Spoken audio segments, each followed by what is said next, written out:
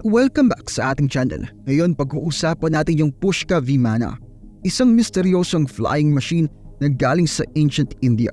I-explore natin kung saan ito nanggaling. Pag-uusapan natin yung iba't ibang interpretations, yung mga controversy, at titignan din natin yung impact niya sa modern culture. Ang Pushpaka Vimana, kahit tingnan mo siya bilang divine symbol, metaphor para sa spiritual journey o ebidensya ng advanced technology noon, ay talagang nakapture niya ang interest at nagbigay ng inspirasyon.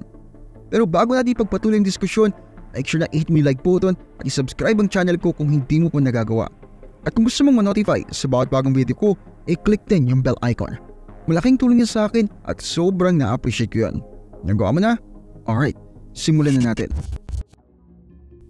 Ang Pushpaka Vimana ay isang celestial vehicle na may extraordinary capabilities na nagsimula sa Ramayana, isang importanteng epic ng sinaunang India.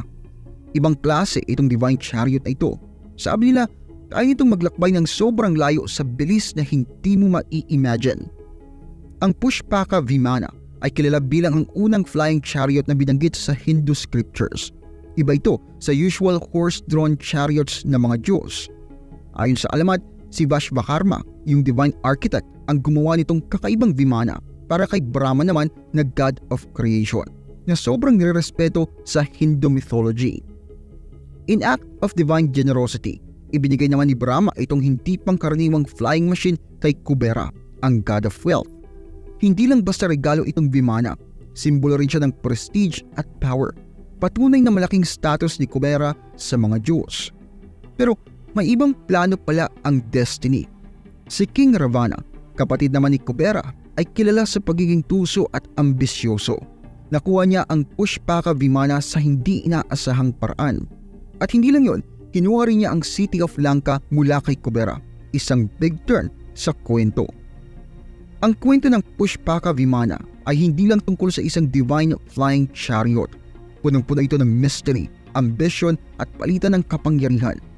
Kwento ito na ipasa sa maraming henerasyon na na-capture ang imagination ng mga nakarinig at nagpamangha sa kanila sa mysteries at wonders ng sinaunang India.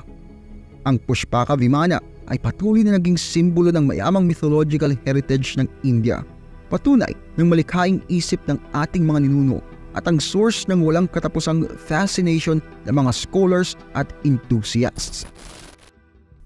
Ang Pushpaka Vimana na isang celestial marvel mula sa sinaunang Indian mythology ay iba-ibang pagkakaintindi ng mga scholars over the years. May mga nakita ito bilang simbolo ng divine might, habang yung iba nakikita ito bilang metaphorical depiction ng spiritual voyage. Pero may mga nagsasuggest din na baka ito ay isang reference sa totoong aircraft na nagpapakita ng sobrang advanced technology nung era na yun. Yung detailed descriptions ng Vimana ay nag-spark ng curiosity at nag-lead sa mga conjectures patungkol sa possibility ng aviation technology sa ancient India. Yung ibang researchers nag-argue naman na baka ang Pushpaka Vimana ay ebidensya ng advanced aeronautical understanding sa ancient India. Nagbukas ito ng super fascinating avenue of thought. Posible kaya ng mga ancestors natin ay may alam far beyond their time? Posible kayang na-master nila ang kalangitan kasamang teknolohiya na ina-associate natin sa modern times?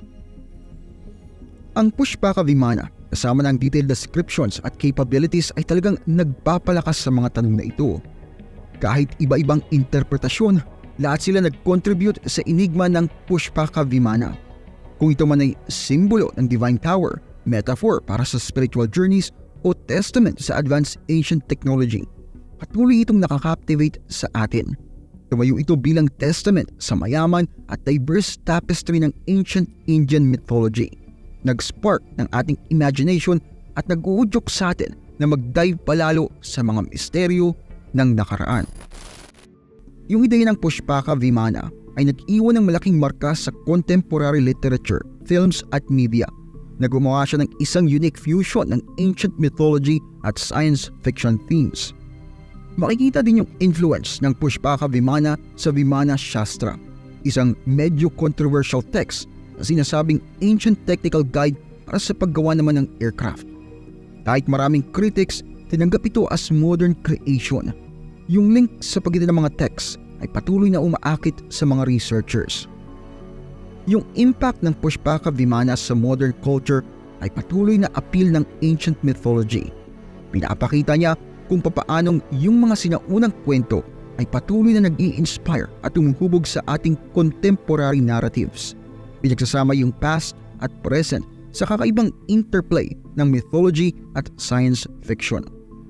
Kahit sa pahina ng libro, sa silver screen o sa academic research, patuloy na lumilipad ang Pushpaka Vimana. Kina-capture ang ating imaginations at nag-i-spark ng curiosity. Naging tulay siya between ancient at modern, mythological at scientific. Paalala sa atin ng timeless allure ng mga ancient tales na ito at kung papaano nila tayo mai-inspire at maka-captivate kahit na sa modern world natin. Ang Pushpaka Vimana ay higit pa sa pagiging intriguing artifact mula sa ancient texts. Ito ay isang konsepto na nagpapalipad ng ating imahinasyon at nagpapaisip sa atin. Ito ba ay bunga lang ng malikhaing tula, isang divine emblem, o baka isa itong clue na matagal nang nawawalang teknolohiya? Ano man ang pananaw mo, halos imposible talagang hindi makaptivate sa charm nito. Ito'y enigmatic na flying chariot na nakatanim sa ilan sa pinakamamahal na kwento sa India. So, higit pa siya sa pagiging simpleng detalye ng kasaysayan. Aktibo at buhay siya na binahagi ng ating cultural discourse. Patuloy siyang pinag-uusapan, pinagdedebatihan at inspirasyon sa mga bagong literatura at pelikula. Ang kwento ng Pushpaka Vimana ay hindi lang parte ng nakaraan. Mahalaga rin ito sa ating kasalukuyang identity. Isang kwento ito na nag-i-encourage sa atin na mangarap, magtanong at i-push pa ang limits ng ating paniniwala. Paalala sa atin ito na ang mga nauna sa atin ay mga dreamers at thinkers din, tulad natin. Nagko-connecta ito sa panahon na fluid ang pagitan ng myth at reality at walang hanggan ang mundo ng imagination. Portal man ito papunta sa ating past o isang nakakaintrigang konsepto, patuloy na nakakaakit at nagbibigay inspirasyon ang Pushpaka Vimana. Isa itong buhay na myth na inaanyayahan tayo na humanga at magtaka. Kung nagustuhan mong ginagawa ko dito, huwag kalimutan mag-like at mag-subscribe. Maraming salamat sa panonood at kita-kits tayo sa next video. Maraming salamat po sa inyong panonood. Kung mahilig kayo sa history, mystery, religion, urban legends at iba pa, paki-subscribe naman po ang isa kong channel, ang Libro. May bagong videos po every week. Paki-like at paki-follow na rin po ang aking Facebook page. Muli, maraming salamat po. Maraming salamat lalo na sa mga solid supporter na sina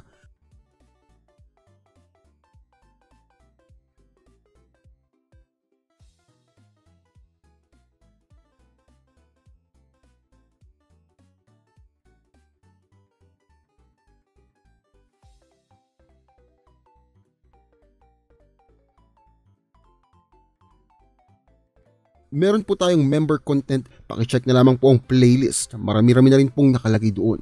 Muli, maraming salamat po sa inyong patuloy na pagsuporta.